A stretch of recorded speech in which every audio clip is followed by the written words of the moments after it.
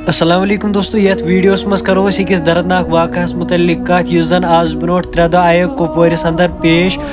9 वरिश बच्ची यह जन डेड बॉडी आये लबन दोस्तों, तमिस कल चुटमुत। तम पे सारी वन कि यह कम मोरमुत। पुलिसन दपो कि अत पे लगन 1-2 दह। तम पे वनो सोरे कि यह कम मोरमुत। दोस्तों पुलिसन दित आज स्टेटमेंट यह बच्ची पन्नी माल मोरमस। दोस्तों गो त्रे अत वीडियो क्लिप पे नजर, तम पे करो ब्रोट कुन कत। इस नोक की जो भी चीज़ जिससे गला काटा गया है,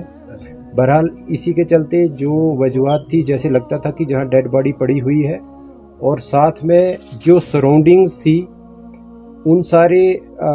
जो मौके को देख के शक जो है वो ज़्यादा आसपास के लोगों पे ही जाने लगा। और जो जो बहरहाल तफ्तीश शुरू की गई, उसमें डीएसपी जो लोलाब हैं सरफराज बशीर, वहाँ के चौकी ऑफिसर अजहर शकील और एसएचओ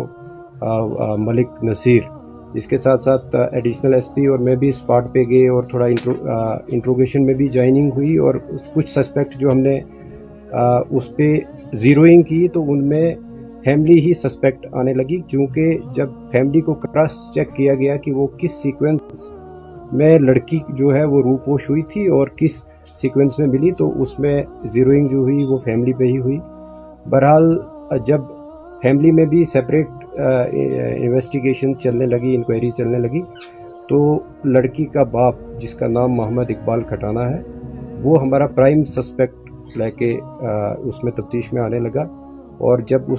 उसको अच्छे तरीके से जब क्रॉस क्वेश्चनिंग और बाकी तफ्तीश के जो जितने भी मवाद हमारे पास थे उनसे जब कन्फ्रंट किया गया, तो उसने कन्फेस किया कि इस छोटी बच्ची जो कि मोहम्मद इकबाल की ही बच्ची है, उसका जो मर्डर है वो उसने खुद किया है, बाप ने किया है। और उसको हमने हिरासत में भी फॉर्मली अरेस्ट किया। और ये कहानी निकल के आई कि चूँकि ये जो इकबाल जो है अपनी बीवी से पिछले 1 साल से इनके बीच जो काफ़ी पर्सनल इश्यूज़ को लेके लड़ाई होती रहती थी, मैं तू भी होता रहता था, इवन फिज़िकल असॉल्ट भी होता रहता था। इसी शाम को जब 29 तारीख को जब इकबाल चूँकि पेशे से एक ड्राइवर है, गाड़ी चलाता है सोमो, वो घर लगभग 4:15 बजे के करीब जब घर आया, उसके बाद उसने जो शाम के लिए जैसे गांव में होता है कि लकड़ी काटी जाती या दूसरे कोई और डोमेस्टिक काम जो है वो किए। और जब 6 बजे के आसपास काम ख़त्म करके फिर अपने घर में पहुंचा, तो बीवी के साथ दोबारा से उसका, क्योंकि उस सुबह भी उसका झगड़ा हुआ था और शाम को फिर से उसका काफ़ी लड़ाई हुई, आपस में बहस मुआवजा हुआ और इवन कि उसकी वाइफ ने इसको स्लैप भी किया। तो इसी बीच में वो जो एंगर जो है उसका, वो अनकंट्रोल्ड एंगर जो आया, उसने चाहा कि वो अपने आप को मर्डर करता, बट वो एक नाइफ लेके वहाँ से निकलने की उसने ये बहाना किया कि मैं अपने गाड़ी का जो टायर है वो पंचर हुआ है और उसको पंक्चर को मैं ठीक करवाऊँगा। तो वो वहाँ से अपने घर से निकलता है, जिसको जाते वक्त उसके ब्रदर शौकत जिनका नाम है, इसकी वाइफ, उसके चाचा,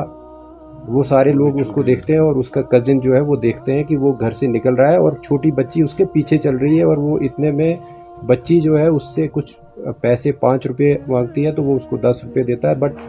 वो पीछे नहीं देखता है और बच्ची उसको फॉलो करती है, जिसको काफ़ी और भी हमारे पास गवाह हैं जिन्होंने उसको बच्ची को फॉलो करते हुए देखा। और वो गाड़ी में ही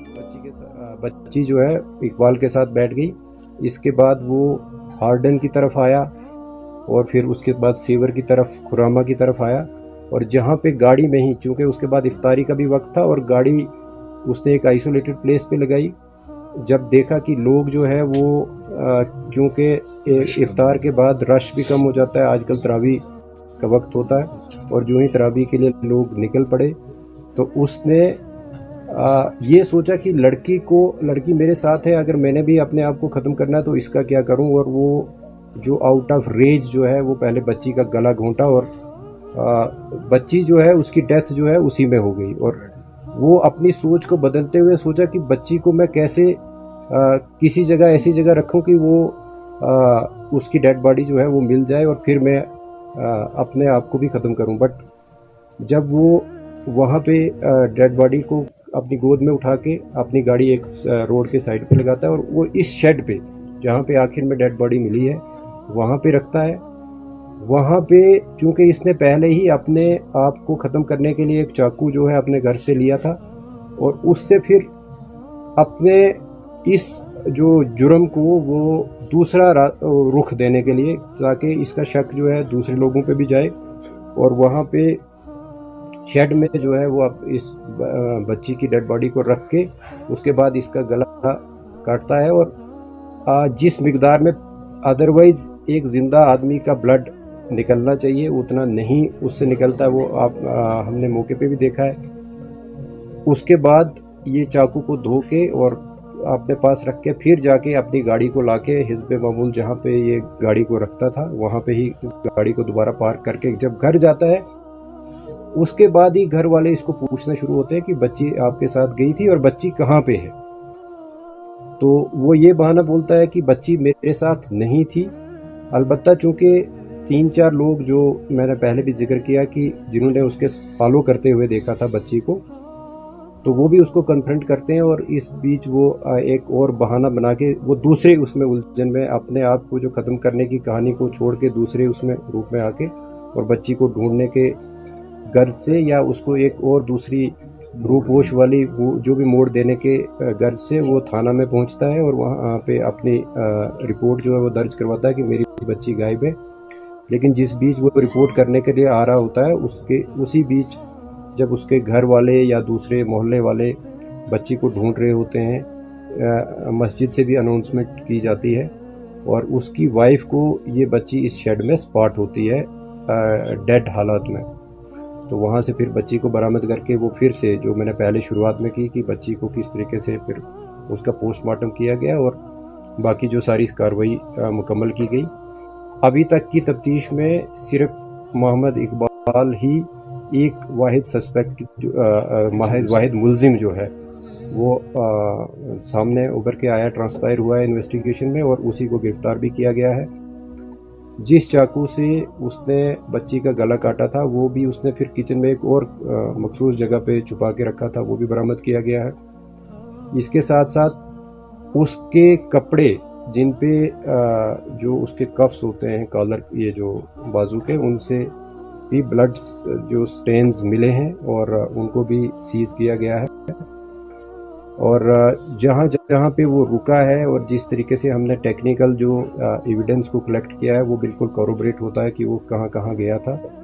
और किस किस कौन सा उसका मूवमेंट पैटर्न रहा है, वो भी सारा इस्टेब्लिश हुआ है। बहरहाल जो तफ्तीश अभी तक हुई थी और मुझे लगता है कि यहाँ तक ही हमारी तफ्तीश जो है, अब इसको सिर्फ जो बाकी लीगल प्रोसीजर्स हैं वो हमने पूरे करने हैं और जो इकबाल है उसको गिरफ्तार किया गया है। सर इस साजिश में और कोई अरेस्ट हो सकता है, क्योंकि जिस तरह से डोमेस्टिक वायलेंस थी दो मियाँ बीवी के दरमियान? नहीं, देखिए मियाँ बीवी की लड़ाई जो है वो मुझे लगता है थोड़ी बहुत नोक झोंक, बड़े लेवल की नोक झोंक हर जगह होती है। बहरहाल ये जुर्म जो है, क्योंकि मर्डर है तो मर्डर में या तो इंटेंशन आपकी देखी जाती है या नॉलेज देखा जाता है कि आप जो काम कर रहे हो क्या इससे किसी की डेथ हो सकती है या आपकी पहले से किसी को मारने की गर्ज हो। तो चूँकि इकबाल ने जब गला घोंटा है अपनी बेटी का तो उसको तो ये ज़ाहिरी तौर पे मालूम था कि मैं गला घोंटूंगा इसकी डेथ होगी। तो अभी तक की तफ्तीश में सिर्फ एक ही जो एक्यूज्ड है वो इमर्ज हुआ है जिसका नाम इकबाल है और जो कि उस बच्ची का जिसकी डेथ हुई थी उसका फादर है।